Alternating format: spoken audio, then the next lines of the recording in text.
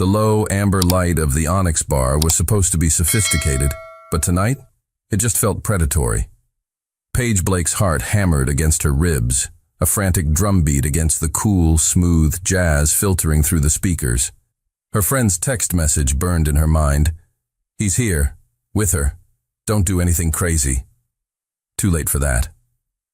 And then she saw them. Tucked into a plush velvet booth in the corner was her boyfriend of 3 years, Charles. And leaning into him, her laughter like tinkling broken glass, was the woman from his office he had sworn was just a colleague. Her hand was on his thigh, and his was tangled in her hair. It wasn't a friendly chat. It was a final, brutal confirmation. A cold, sharp pain lanced through Paige's chest, so intense it made her gasp. For a moment, she was frozen, a statue of heartbreak and betrayal. Then, the pain curdled into a white-hot rage. She walked toward them, her movement stiff, her vision narrowing until they were the only 2 people in the room. "Charles," she said.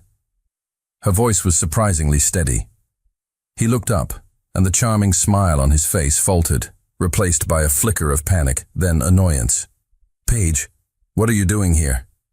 "I could ask you the same thing," she said, her gaze flicking to the woman beside him, who now looked distinctly uncomfortable. Charles sighed, running a hand through his perfectly styled hair. He didn't even have the decency to look ashamed. He looked bored. "Look, Paige, let's not make a scene." "A scene?" she repeated, a bitter laugh escaping her lips. "You're cheating on me in public, in a bar where half our professional circle hangs out, and you're worried about me making a scene?" He stood up then, his expression hardening into something cruel. "All right, you want the truth?" he said, his voice low and dismissive. "What did you expect? I need someone who's on my level, someone exciting. You're comfortable, Paige. You're predictable. She," he gestured to the woman, "is a challenge." The public humiliation was a physical blow. He hadn't just broken her heart. He had belittled her, dismissed her, made her feel small and worthless in front of their peers. Tears of fury and shame burned her eyes. She looked at his smug, arrogant face, and a reckless, desperate idea exploded in her mind. She wasn't going to leave in tears. She was going to leave a scar on his massive ego. Her eyes scanned the bar and landed on a man sitting alone at the counter. He was tall, dark, and impossibly handsome, dressed in a suit that probably cost more than her car. He exuded a quiet, intimidating power, a stillness that commanded attention more than any loud voice ever could. He was, without a doubt, the most formidable man in the room. Perfect. In a move fueled by pure, unadulterated impulse, Paige turned her back on Charles. She marched straight to the stranger, who looked up, a flicker of surprise in his cool, gray eyes as she approached. She didn't say a word. She reached out, grabbed the lapel of his expensive suit, pulled him forward and kissed him. It wasn't a gentle kiss. It was a furious, passionate, all-consuming kiss. It was a kiss that poured out 3 years of love and a single night of heartbreak. For a split second, the stranger was still, shocked by her audacity. Then, to her surprise, she felt his hand come up to the small of her back, pulling her closer, responding to the kiss with a controlled, possessive pressure that sent a jolt of electricity through her. She finally pulled away, breathless, her lips tingling. She didn't look at the stranger. She turned and fixed her gaze on Charles, whose jaw was hanging open in stunned disbelief. "Turns out, Charles," she said, her voice clear and ringing with a triumphant fire, "I was looking for something more exciting, too." And with that, she turned on her heel and walked out of the bar, her head held high.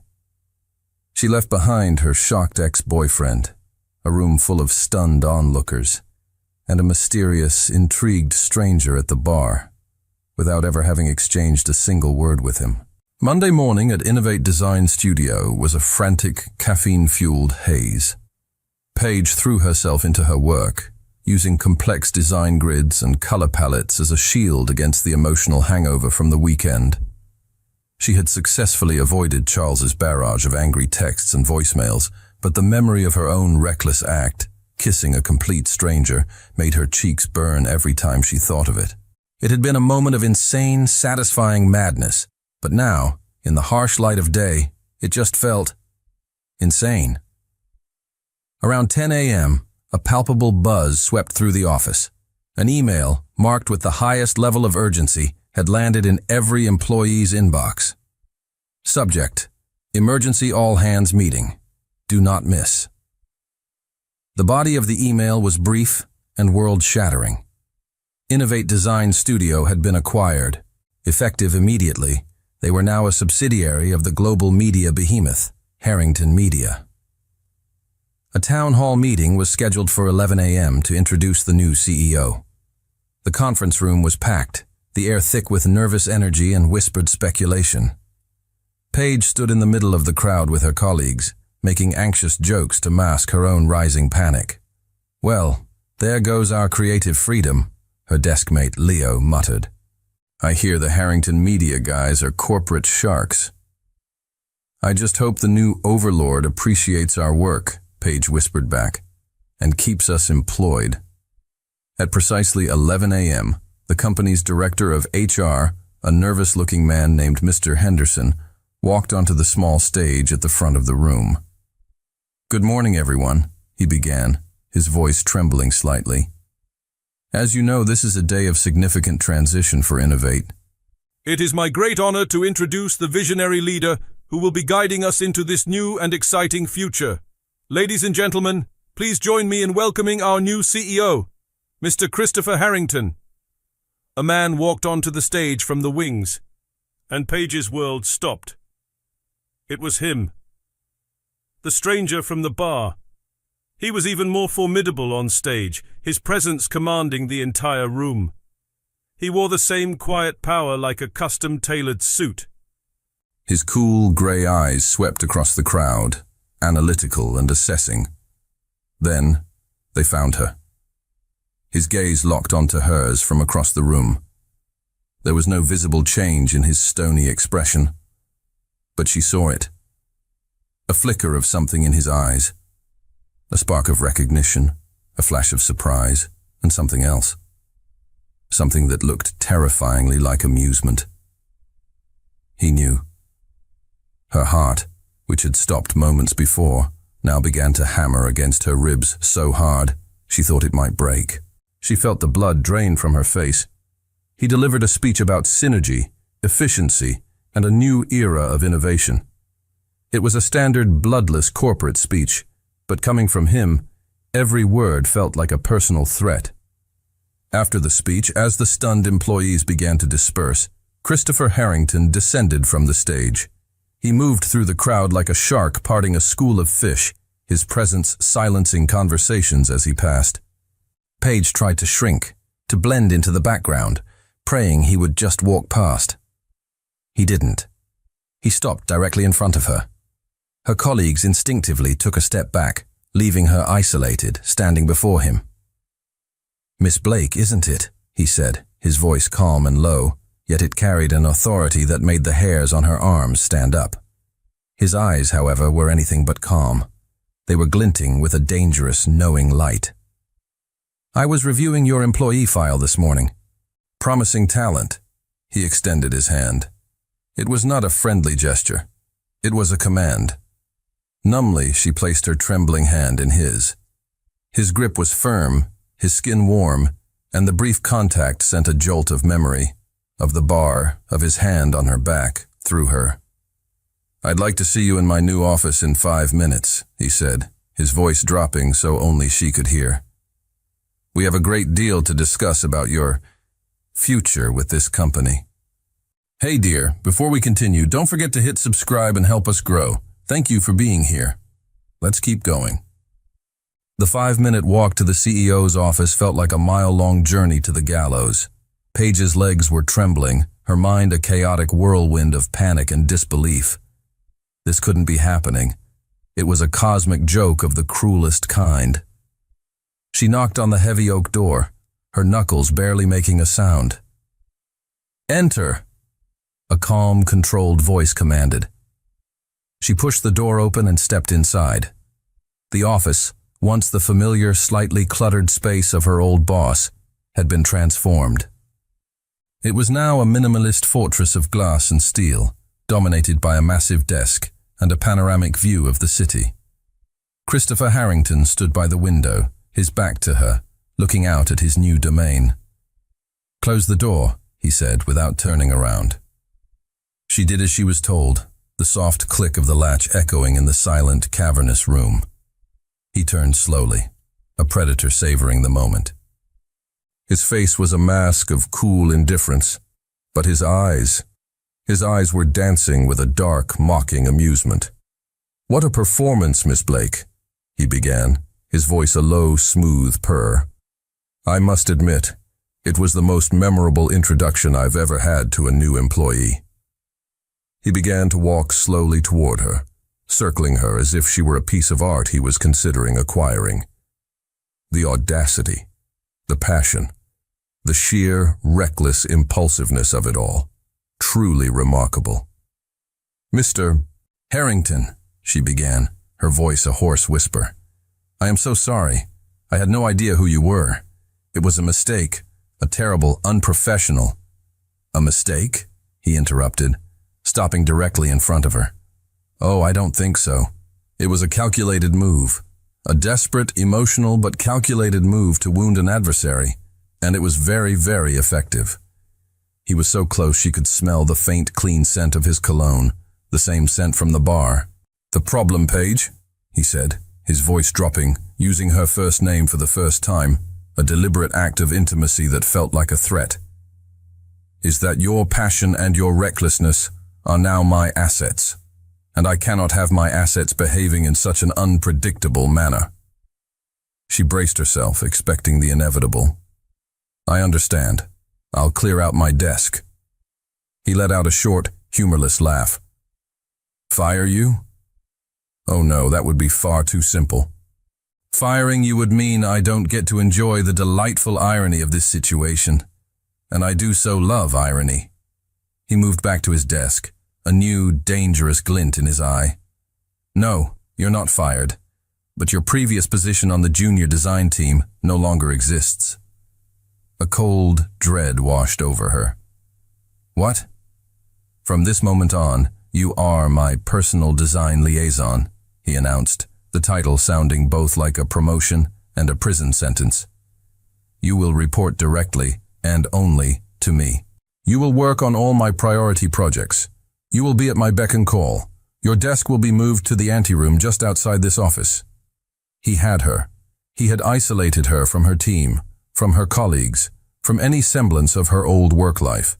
He had placed her directly under his thumb, in a position where she would have to see him, interact with him, every single day.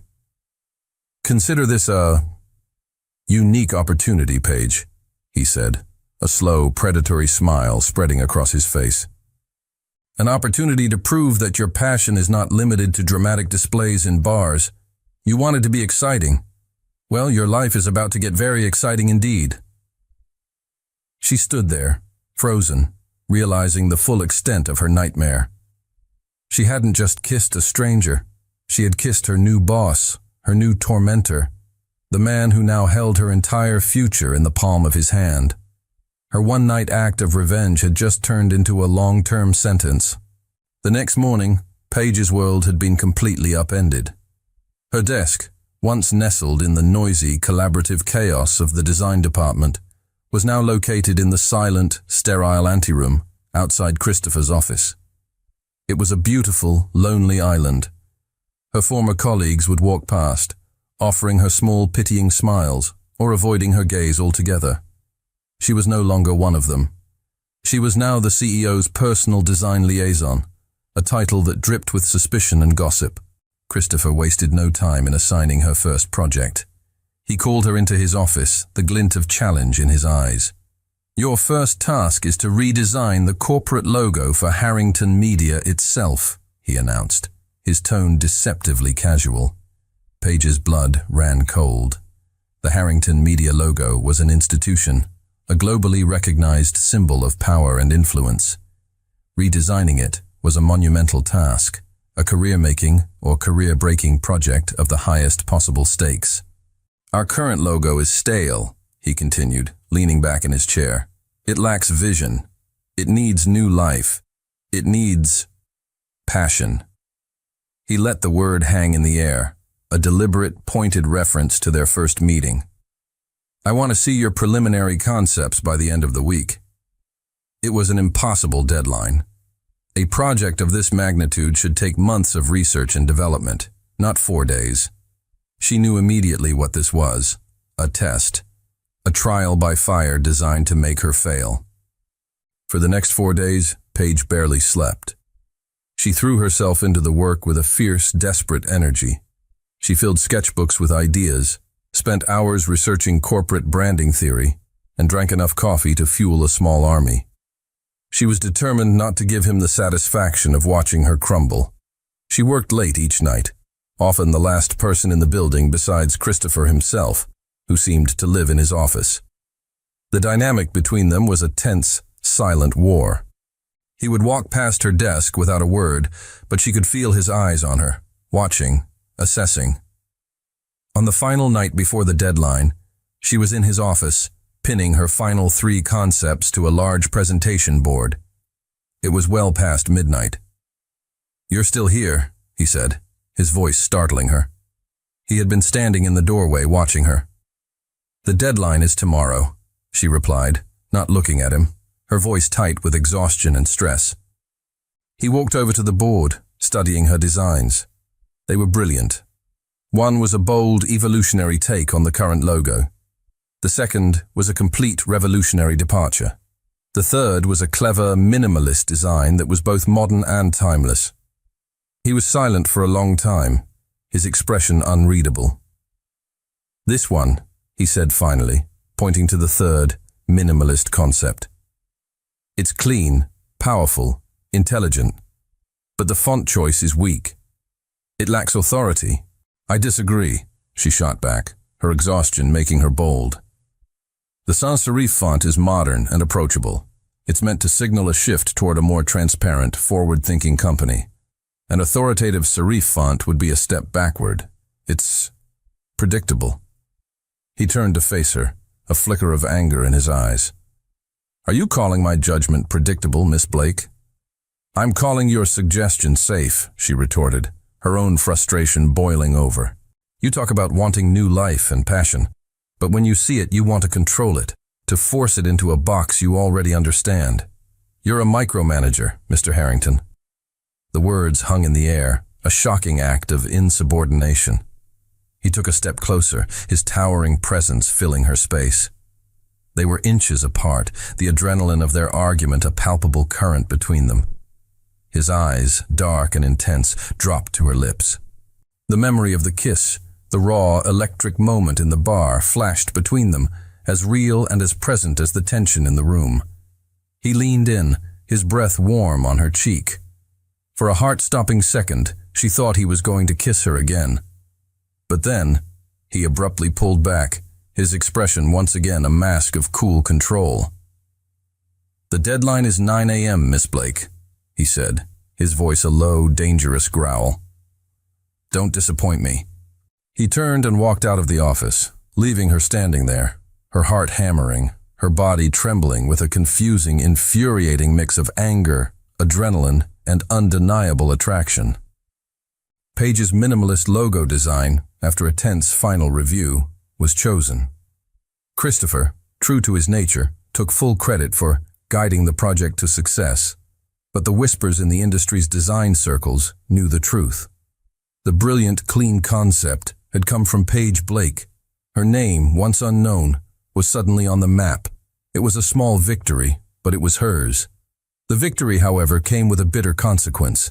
Charles, her ex, heard the news. He discovered that not only had Paige not been fired, but she was now working directly under the new billionaire CEO, the very man she had kissed in the bar. Consumed by a toxic cocktail of jealousy and a wounded ego, he did something petty and destructive. One afternoon, he showed up in the gleaming marble lobby of Harrington Media headquarters.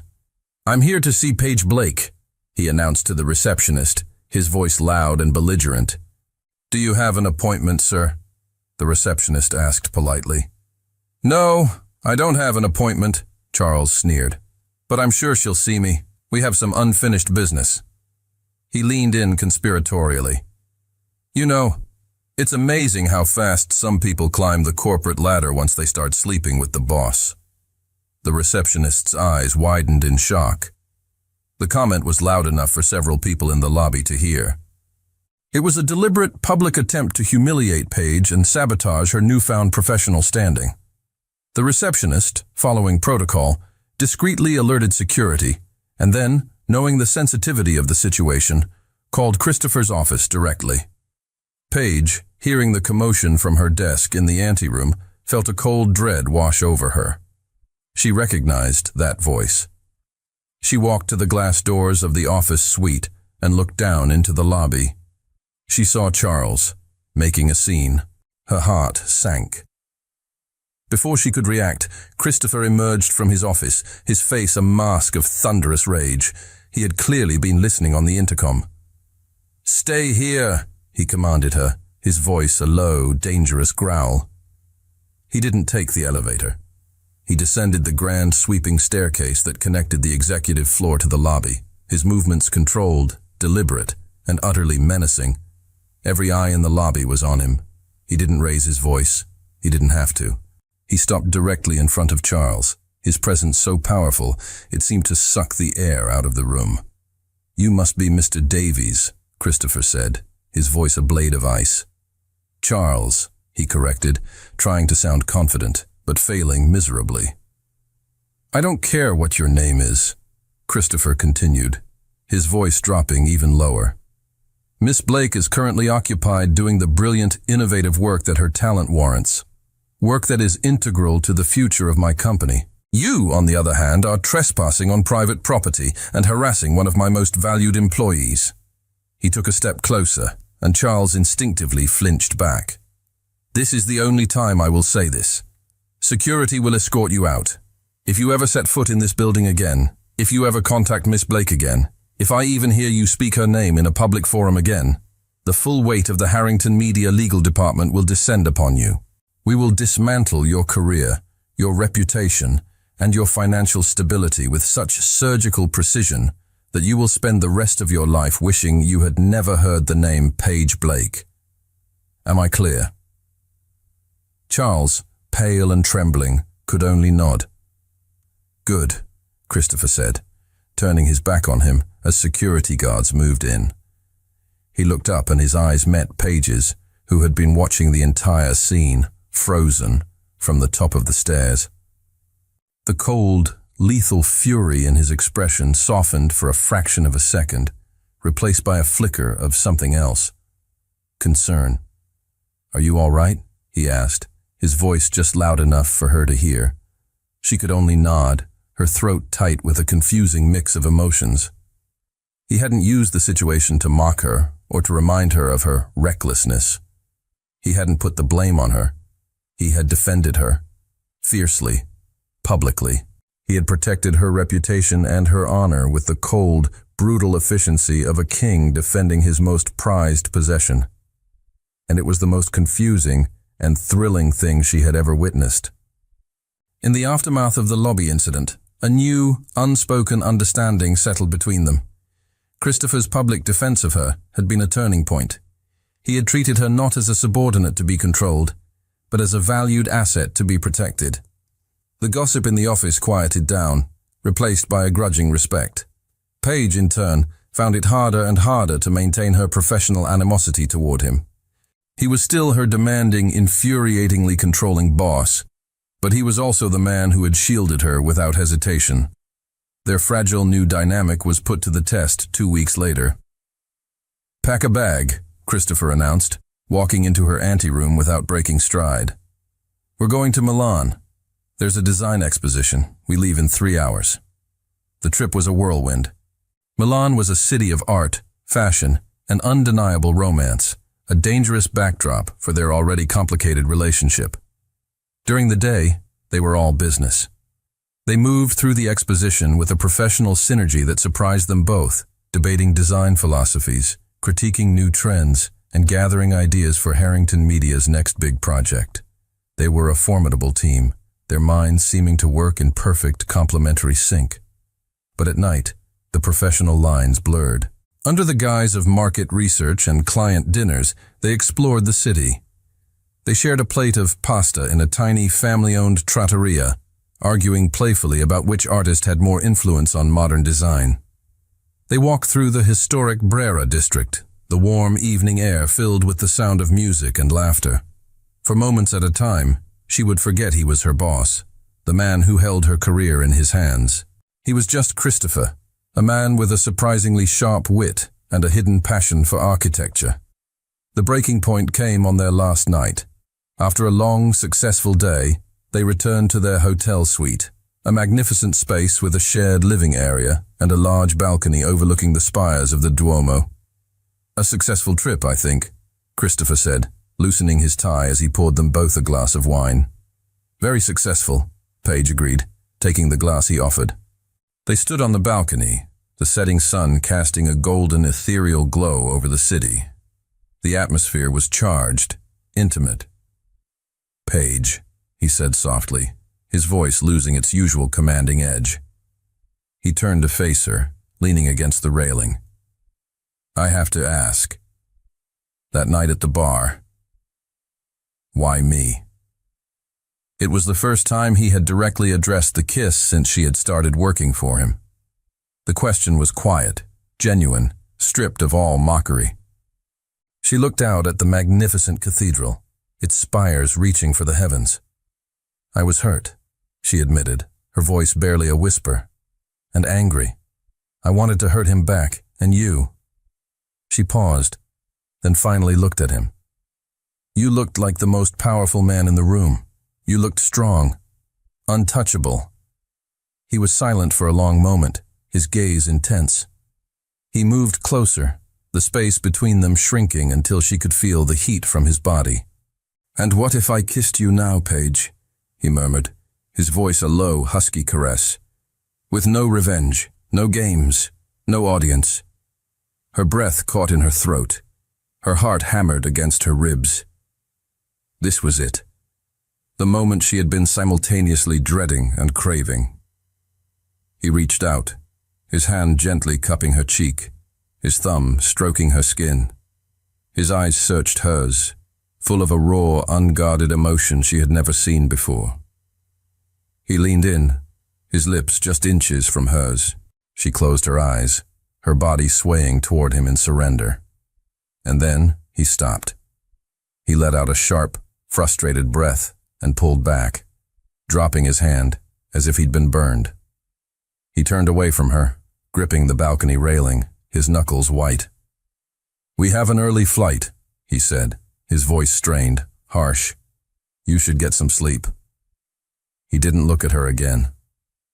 He walked back into the suite and disappeared into his room, leaving her alone on the balcony, her body trembling, her lips aching with the ghost of a kiss that had been promised, and then cruelly, inexplicably, denied. The flight back from Milan was a silent, agonizing torture. The space between them crackled with the unspoken question left hanging on the balcony. Why had he pulled back? The almost kiss was a ghost that haunted Paige, a constant, frustrating reminder of the impassable wall that still stood between them. Back in the office, Christopher was more distant and demanding than ever. He threw himself back into his work with a vengeance, his interactions with Paige becoming clipped, formal, and strictly professional. It was as if he was trying to erase the intimacy of Milan, to rebuild the wall he himself had almost torn down. Paige, hurt and confused, retreated into her own shell, focusing on her work and trying to ignore the ache in her heart. A few weeks later, while organizing his chaotic digital calendar, a task he had pointedly assigned her, she saw it. It was a recurring monthly appointment, blocked out for 3 hours every third Thursday. Unlike his other meetings, which were meticulously labeled Board Meeting, Acquisition Call, Tokyo, this one was marked with a single cryptic word, Clinic. A jolt of unease went through her. Was he sick? The thought was a cold, sharp jab of fear she wasn't prepared for. But he was the picture of health, a man in his prime. Maybe it was a routine checkup, but 3 hours every month? It didn't add up. Her curiosity, now piqued, became a low-grade obsession. It was a puzzle, and she was a natural problem solver. During a quiet afternoon when he was locked in a board meeting, she did something she knew she shouldn't. She opened a private browser window and typed the name of the clinic from his calendar into the search bar. The results surprised her. The Westwood Clinic wasn't a hospital or a private doctor's office. It was a high-end, exclusive palliative care facility. A hospice. Her heart began to pound. Why would a man like Christopher Harrington have a recurring appointment at a hospice? Driven by a need she didn't fully understand, she dug deeper. She used the research skills she had honed as a designer to cross-reference public records, charity databases, and old society articles. It took her 2 hours, but she finally found it. An old article from a philanthropic journal detailing the major anonymous donors to the Westwood Clinic. The article mentioned that the clinic's primary benefactor, who had funded the construction of an entire new wing, had done so in memory of his mother, Eleanor Harrington, who had passed away there 5 years prior after a long, painful battle with a degenerative neurological disease. The pieces clicked into place with a devastating clarity. The coldness, the obsession with control, the demanding perfectionism, the way he had looked at her with such raw concern when she was sick, the way he had pulled back from the kiss in Milan, as if terrified of getting too close. It wasn't arrogance, it was armor. He wasn't a man who was afraid of being hurt in a business deal. He was a man who had watched, helplessly, as the person he loved most was slowly, cruelly taken from him by something he couldn't fight, couldn't control, and couldn't fix. His entire life, his entire empire, was a fortress built around the memory of that powerlessness. His obsession with controlling every aspect of his professional life was a desperate attempt to master a world that had once proven to him, in the most brutal way possible, that some things are utterly, heartbreakingly uncontrollable. She leaned back in her chair, the glow of the monitor illuminating her face. The anger and frustration she had felt toward him, the resentment for his games and his control, it all evaporated, replaced by a wave of profound, aching compassion. She wasn't just a pawn in his game. She was a variable he couldn't predict, an emotion he was terrified of feeling again. He hadn't pulled back from the kiss in Milan to punish her. He had pulled back to protect himself. She looked at the closed door of his office, and for the first time, she didn't see a tyrant or a billionaire boss. She saw a man who was still grieving, a man who was deeply, secretly, and utterly alone. The discovery changed the way Paige saw everything. Christopher's demanding nature was no longer a personal attack. It was a symptom of his fear. His emotional distance was not a sign of arrogance, but of a deep, unhealed wound. She found herself watching him with a new, painful empathy, seeing the lonely man behind the powerful CEO. A few weeks later, she noticed the date on her calendar.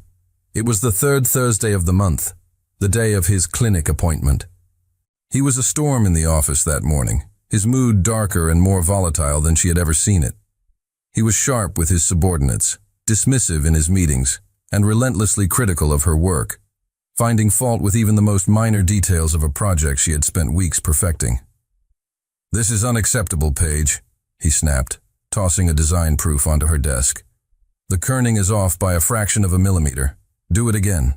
The old Paige would have bristled, would have fought back against the unfair criticism. But the new Paige understood. This wasn't about the design. This was about the day. This was about a pain he didn't know how to process. He dismissed everyone early that afternoon, his face a grim, unreadable mask. "I have an appointment," was all he said. Paige watched him leave, a powerful, protective instinct rising in her. She knew he was going to the clinic. She knew he was going to face the ghosts of his past, alone. And she couldn't let that happen. She stayed. Hours later, long after the sun had set and the office was a dark, silent tomb. She heard the private elevator chime. He walked into the office suite, looking utterly depleted. He had shed his suit jacket and tie, his shirt was untucked, and he looked smaller, more human than she had ever seen him. He didn't seem to notice her at first, walking straight to his office. She gave him a few minutes, then quietly followed. She found him standing in the dark, his back to the door, a glass of whiskey in his hand, staring at a small framed photograph on his credenza. It was a picture of a vibrant, smiling woman with his same gray eyes. His mother. "You don't have to be strong all the time, Christopher," she said softly from the doorway. He startled, spinning around, his face a mask of shock and anger. "What are you still doing here? I told everyone to go home." "I know," she said, walking slowly into the room. "But I didn't think you should be alone tonight." "I don't need a babysitter, Paige," he snarled, his voice rough with unshed grief. "I know you don't," she replied, her voice calm and gentle. She stopped a few feet from him. "But maybe you just need a friend."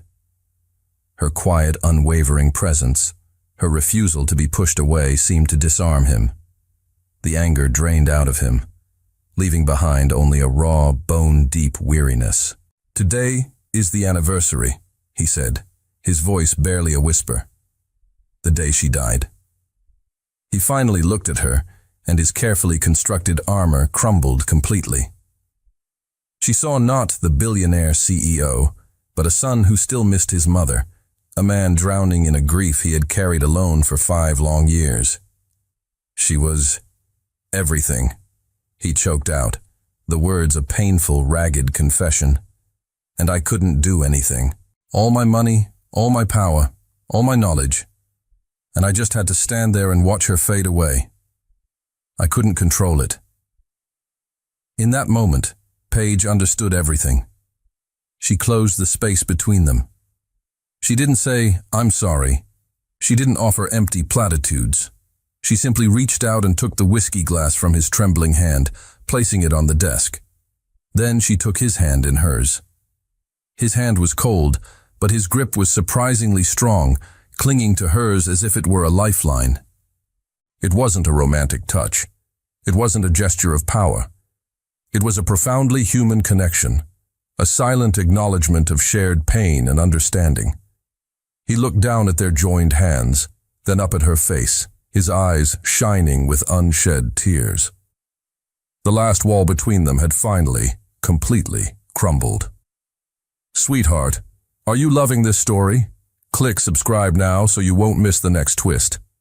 Thanks for the support." The moment stretched, silent and sacred, in the dimly lit office. Christopher's hand clung to hers, a silent, desperate anchor in the storm of his grief. The carefully drawn lines between them, boss and employee, tormentor and victim, had been completely erased, leaving only a man and a woman, connected by a shared, profound vulnerability. The dynamic in the weeks that followed was entirely new. The tension was still there, but it was no longer a battle of wills. It was a quiet, humming awareness, a shared intimacy that lived just beneath the surface of their professional interactions. He was still her boss, still demanding and exacting, but the cold, critical edge was gone.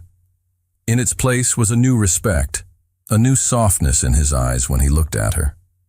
They fell into a new routine. They worked late, not because he was a tyrant, but because they had become a true team. The rebranding project for Harrington Media was nearing its final stages, and their creative synergy was undeniable. He would challenge her ideas, pushing her to be better, and she would defend her vision with a passion and intelligence that he had come to admire deeply. One night, they were the last two in the building, putting the final touches on the massive presentation for the board of directors. The new logo, her logo, was at the heart of it all. It was brilliant, and they both knew it. "It's done," she said, stepping back from the large screen, a wave of exhaustion and pride washing over her. "It's perfect," he replied, his voice quiet. He was standing closer than she had realized, He walked over to a small hidden bar in his office and opened a bottle of champagne. "This calls for a celebration," he said. He handed her a flute, the bubbles fizzing between them. "To the new Harrington media," he said, raising his glass. "And to its brilliant designer," he added, his eyes locking onto hers, a warm, genuine smile on his face. "We make a good team," she said, her voice a little breathless. "Yes," he agreed, his voice dropping, becoming a low, intimate murmur. "We do." He set his glass down and took hers, placing it beside his. He took a step closer, and the celebratory atmosphere evaporated, replaced by the familiar, heart-stopping electricity that always seemed to hum between them. "Paige," he said, his voice a raw, husky whisper. He reached out, his hand gently cupping her cheek, his thumb stroking her skin. It was the same gesture he had made in Milan, but this time there was no hesitation, no fear, only a deep, undeniable certainty.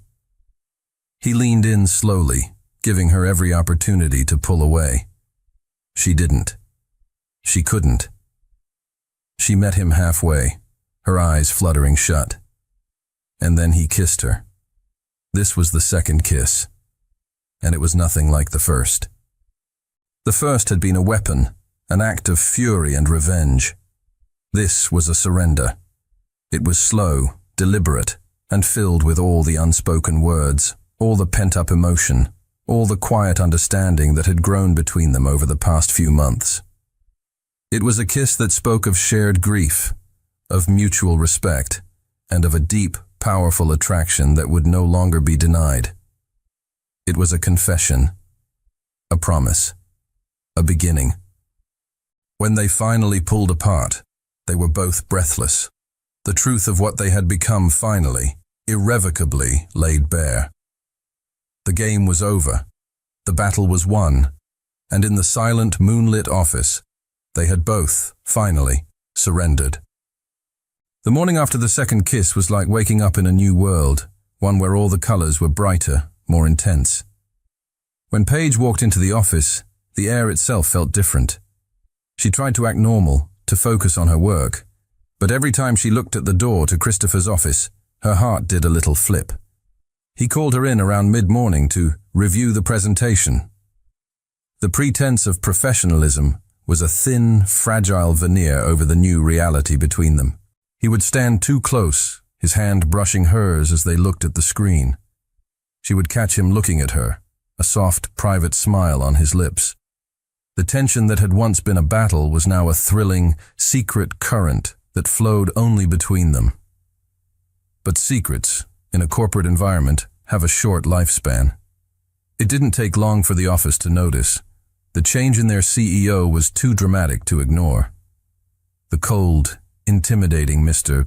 Harrington was gone, replaced by a man who smiled, who seemed more relaxed, more human.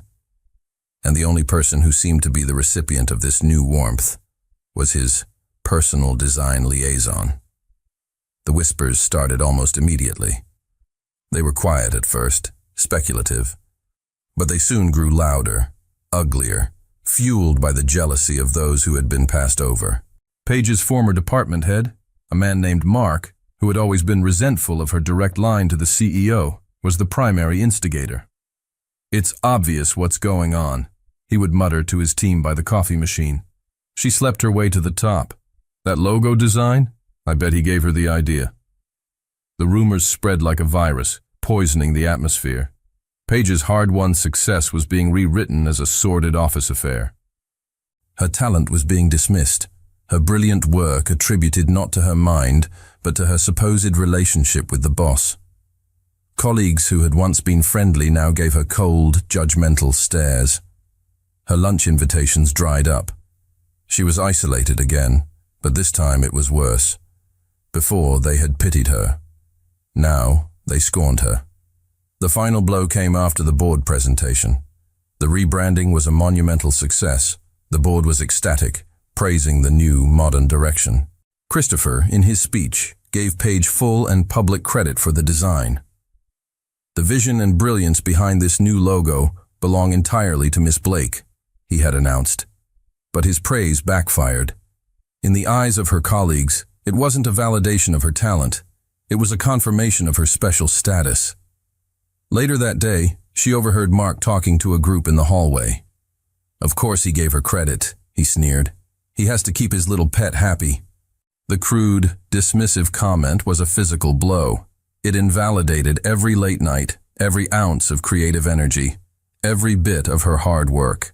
She realized with a sickening certainty that as long as she was in this building, under his authority, she would never be seen as anything more than the boss's girlfriend. Her professional reputation, the one thing she had fought so hard to build, was being destroyed by the very relationship that was bringing her so much personal joy.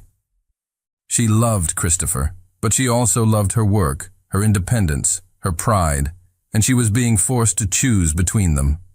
The weight of the office rumors, of the stolen credit and the dismissive whispers settled on Paige like a shroud. The joy she felt with Christopher was constantly being tainted by the poison of the workplace. She couldn't walk down the hall without feeling the sting of judgmental eyes. Her brilliant work, the source of her professional pride, was now the source of her greatest humiliation. She knew what she had to do. It was a heartbreaking, terrifying decision, but it was the only one she could make. That evening, she walked into Christopher's office. He was on the phone, but he smiled when he saw her, a warm, private smile that now made her heart ache. He quickly finished his call. "Perfect timing," he said, standing up. "I was just about to order dinner for us. I was thinking that new Italian place." "Christopher, we need to talk," she said, her voice quiet but firm. The smile on his face faded, replaced by a look of concern. He saw the pain in her eyes. "What is it? What's wrong?"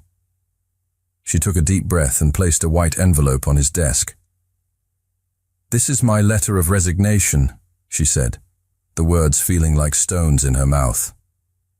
He stared at the envelope, then back at her, his face a mask of shock and disbelief.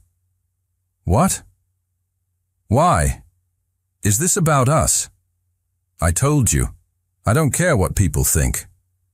"But I do," she said, her voice trembling but resolute. "I can't be the boss's girlfriend, Christopher. I can't have every success, every achievement attributed to you. I worked too hard to get here. My talent, my work. It has to be my own. It's the one thing I have that is truly mine." He rushed around the desk to her, his hands coming up to grip her arms gently. "Then I'll protect you," he said, his voice desperate. "I'll fire them. I'll fire Mark. I'll fire anyone who disrespects you. I'll make it clear that you earned your position." "No," she said, shaking her head, tears welling in her eyes. "Don't you see? That just makes it worse. It proves their point. It makes me the woman who gets people fired because she's sleeping with the boss. You can't protect me from this, Christopher. Your power is the problem." The truth of her words hit him like a physical blow. He, a man who could solve any problem with his power and his money, was powerless to solve this. His very position was the weapon being used against her. "If what we have is real," she continued, her voice breaking, "if it's strong enough, it has to be able to exist outside of these walls, outside of your shadow. I can't be your employee and your partner at the same time. I have to choose. And I choose me. I choose my self-respect." He stared at her, his face etched with a pain and a desperation she had never seen before. He was losing her, and he knew it. He had finally let someone in, only to have the world he had built tear them apart. "So this is it?" he asked, his voice a raw, broken whisper.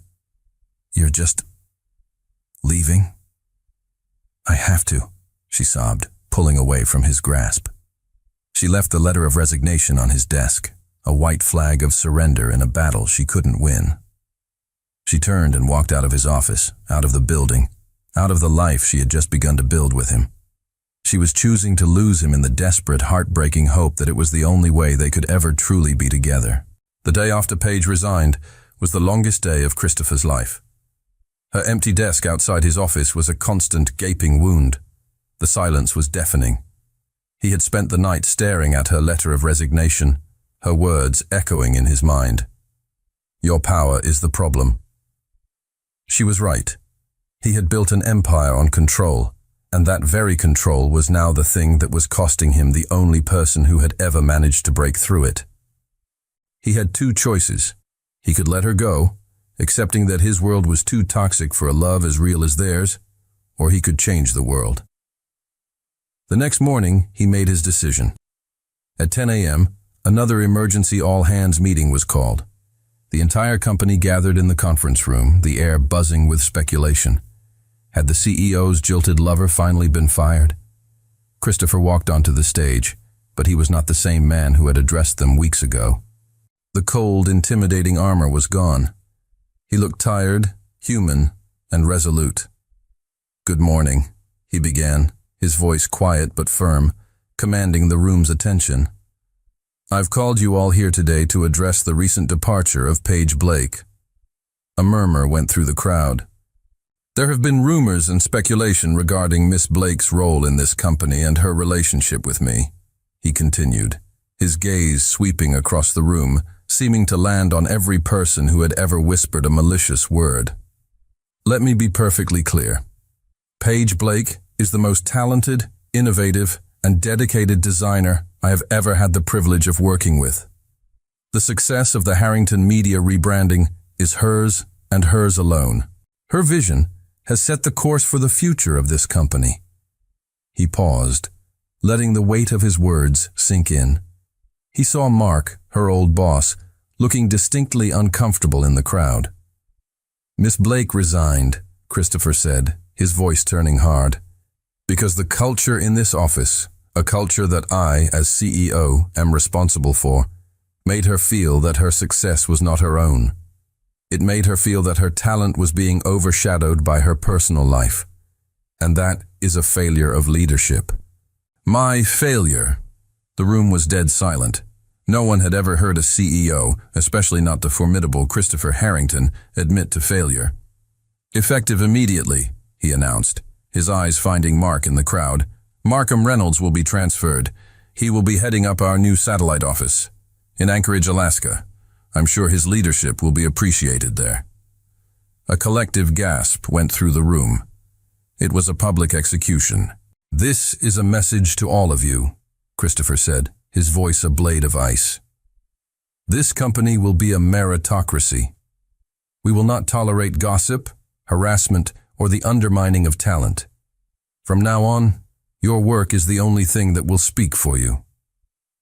He took a deep breath, his expression softening as he came to the hardest part. "As for me," he said, his voice suddenly vulnerable, "I have realized that my own leadership requires a new perspective. Therefore, I will be taking a 1-month leave of absence, effective immediately." The shock in the room was palpable. "I am taking this time," he concluded, his voice now quiet, personal, directed not at the crowd, but at an audience of one, wherever she was, "to try and win back the love and respect of the most brilliant woman I have ever known. Thank you." He dropped the microphone onto the podium with a thud that echoed in the stunned silence. He turned and walked off the stage, leaving behind his company, his reputation, and his entire world of control. He had made his choice. He was choosing her. Paige saw the speech. A friend from the office had sent her a link to a video someone had secretly recorded. She watched it on her laptop in her small, quiet apartment, her hands pressed to her mouth in disbelief. She watched it once, then twice, then a third time, the tears streaming down her face. He had done it.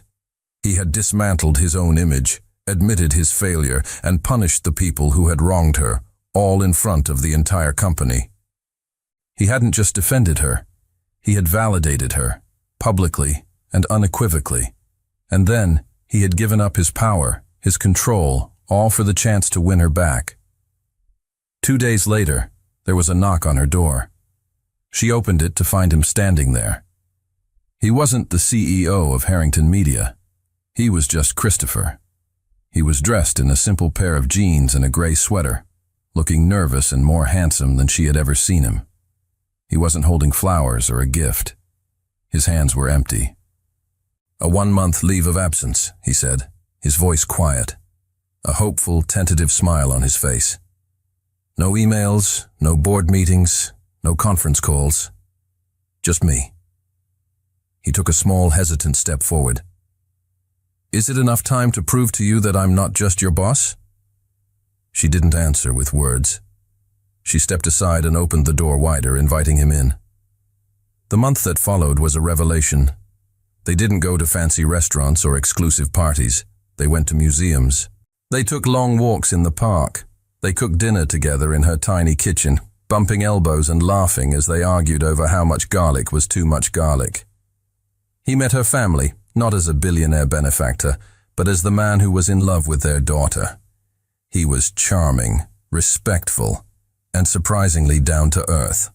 She learned about the boy who had lost his mother too young, the boy who had built a fortress of control to keep the world at bay.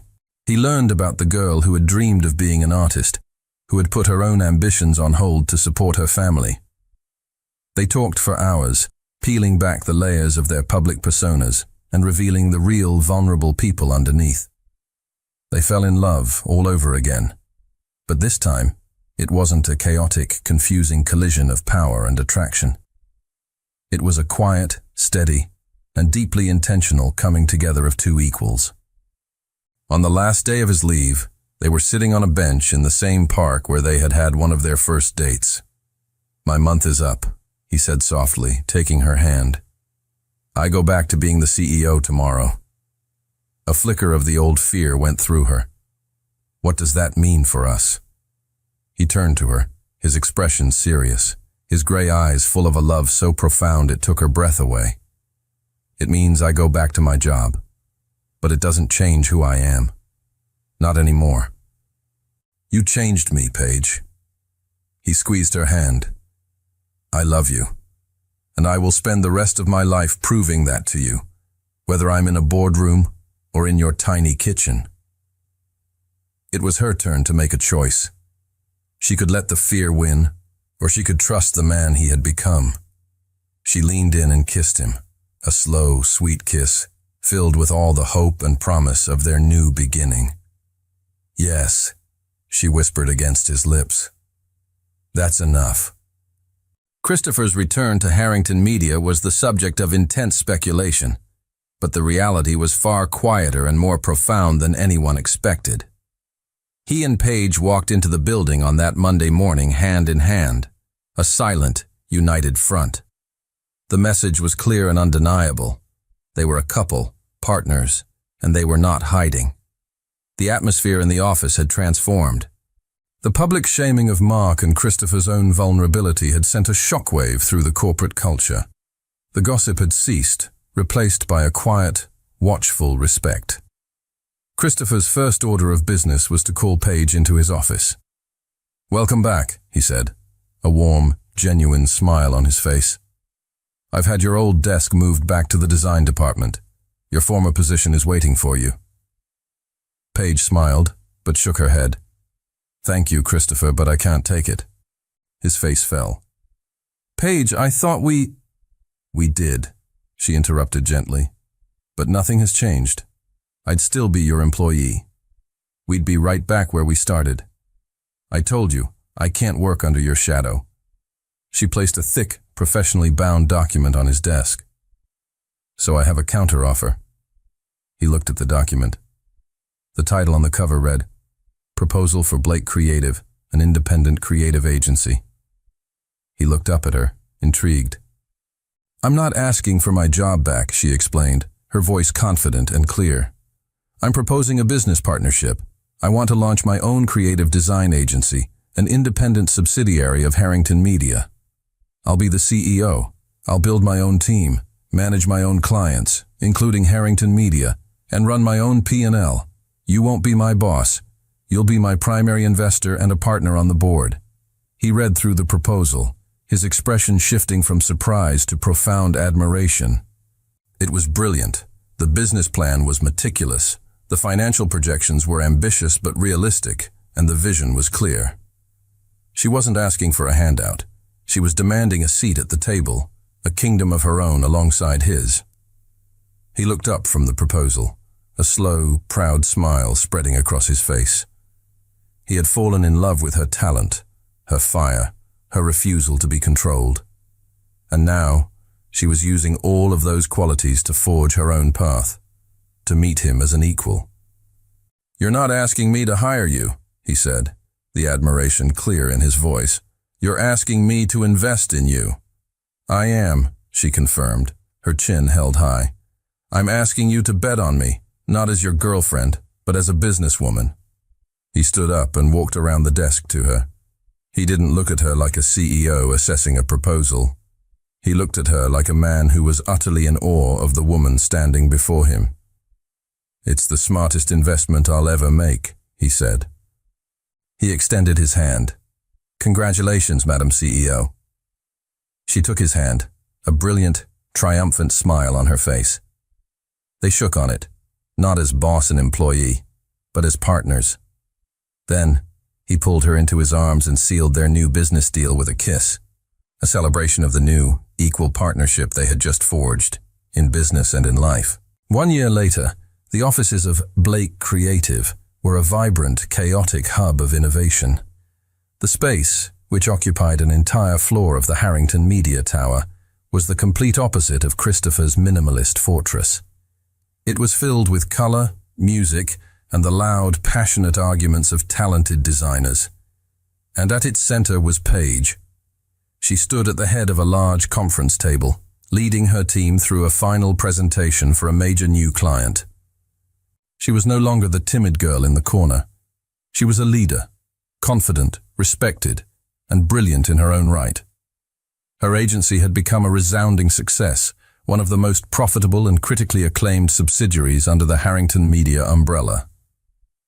Christopher walked in quietly at the end of the meeting, not as the overarching CEO, but as a proud, supportive partner.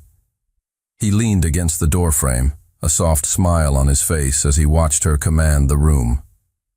The respect and admiration between them were a quiet, powerful current that everyone in the room could feel. Later that evening, they stood in her office, which had a view that rivaled his own. On a shelf behind her desk was a sleek, modern trophy, a prestigious National Design Award that Blake Creative had just won for their Harrington Media rebranding campaign. "Who would have thought," she mused, tracing the cool metal of the award with her finger, "that a desperate, vengeful kiss in a bar would lead to all of this?" He came up behind her, wrapping his arms around her waist and resting his chin on her shoulder. "I would," he whispered in her ear. "It was the best investment I ever made." She laughed, leaning back against his chest. "I thought I was just a promising talent you were taking a risk on." "You were never a risk, Paige," he said, his voice a low, serious murmur. "You were a sure thing. I just had to be smart enough to get out of your way." She turned in his arms to face him, her eyes shining with a love that was now steady, deep, and sure. "I'm glad you did." "Me too," he said before leaning in to kiss her. They were not just a couple in love. They were a power couple, an empire of two, built not on a contract of convenience, but on a foundation of mutual respect, shared ambition, and a love that had rewritten all the rules. Our story ends here, sweetheart, but many more are waiting for you. Subscribe. Tell me in the comments what you felt about this one, and we'll meet again very soon. Thank you, and see you in the next story.